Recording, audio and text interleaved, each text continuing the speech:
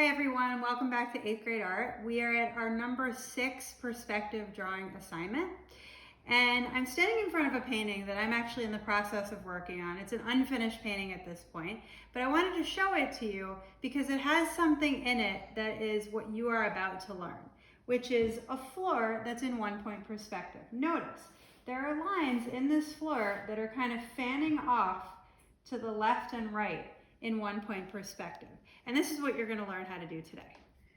So, for this exercise, you are going to need the following things: the Making a Floor worksheet, your perspective drawing that you have worked on up until this point.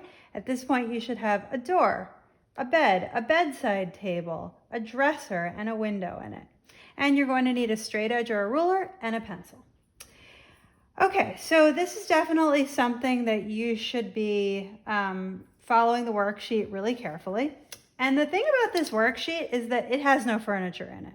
So you're gonna have to try to do this with the furniture that's in the room, which will make it a little bit more challenging, but I know you can do it if you really focus. So what you're gonna do is you're going to line up your floor with your ruler. If you don't have a ruler, you're just gonna have to estimate where centimeters are and just make a bunch of, like, I'll show you an example. If this is what your page looks like, and this is your room, you're just going to have to estimate and make a bunch of little lines like this as best you can, spaced apart as like even as possible. But if you have a ruler, you're going to line it up with your floor, like where the floor meets the wall, and you're going to make little marks that are about 1/2 centimeter each. Little tiny marks with your pencil, like little dots at the 1/2 centimeter point. You don't need to do it in the middle. Actually, you kind of do need to do it in the middle of your bed. Even in the middle of your bed, you actually do have to do it. It might seem weird, but it'll start to make sense in a minute why you have to do it. So this is 1/2 centimeter marks. And again, if you don't have an actual ruler, just like do your best to make evenly spaced little dots along your floor, okay? So if we can zoom in, this is what your mark should look like. They go straight through your bed, and there are just a whole bunch of them all along the line where the floor meets the wall. Then you're going to take your ruler or straight edge. You're going to line it up with your vanishing point and the dots that you just made. Okay, so here's the vanishing point. Here's my first dot. You don't need to go all the way from the vanishing point because that's going to make you have to do way too much erasing later. But what you can do is you can go right to that line and you can go down like this. There's my first floorboard line. And now I go to my next dot that I made and my vanishing point. Make sure the ruler or straight edge really is lined up with the two. And I don't want to chop off the leg of my bedside table, so I'm just going to kind of pass right over it. And there's my second line.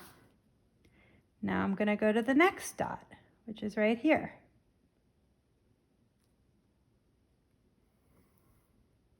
And there it is. And notice they're not parallel. They're kind of fanning out. Think of a fan and see how it's kind of fanning out.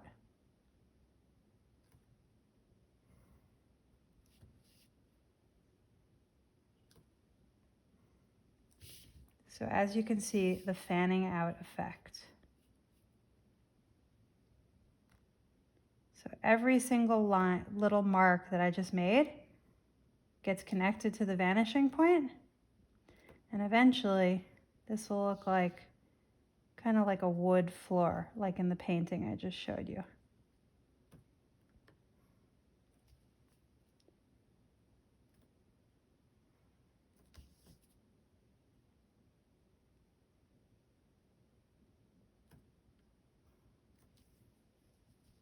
And this is actually exactly what I did in my painting. I used 1-point perspective, and I had to do exactly what you are doing now.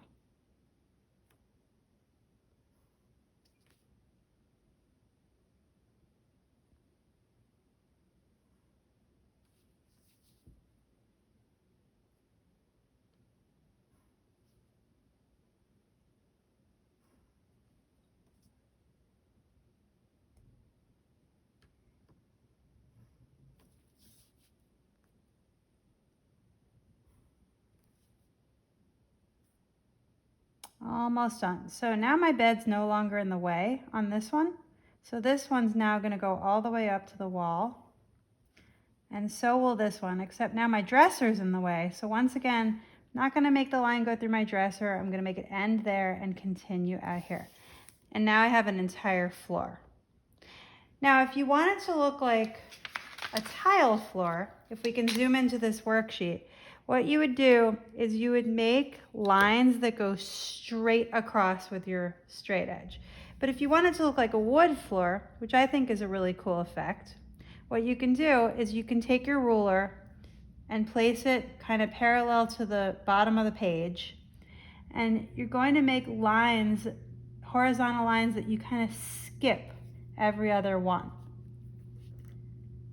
Like you don't make it go straight through like a tile floor. You're skipping every other one. This will start to become more clear in a minute.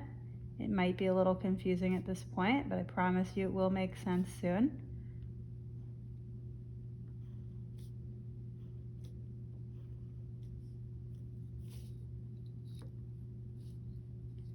And then you're going to go kind of in the middle, and you're going to skip those two.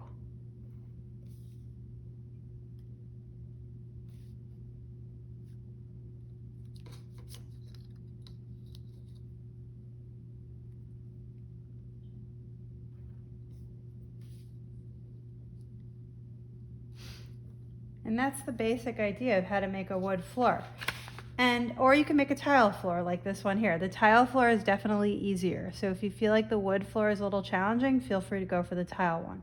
Another thing you can do if you want to is you can make it look like there's a carpet there. The way you do that is you would just erase some of these wood lines. This will look like a little area rug under your bed. You might end up messing up your bed a little bit, but that's okay. You can fix it after, not a big deal.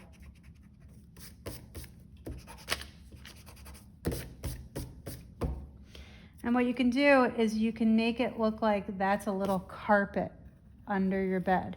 And you can, of course, fix your bed if you mess it up a little bit. Shouldn't take you long to do that. Add the little legs back in. You can make it look like a decorative carpet. You can have little fringes hanging off of it if you want to. You can make it look like it has a design in it. I've seen in some of your artwork some pretty interesting designs and patterns in your bedspreads and stuff. So you could put that here too.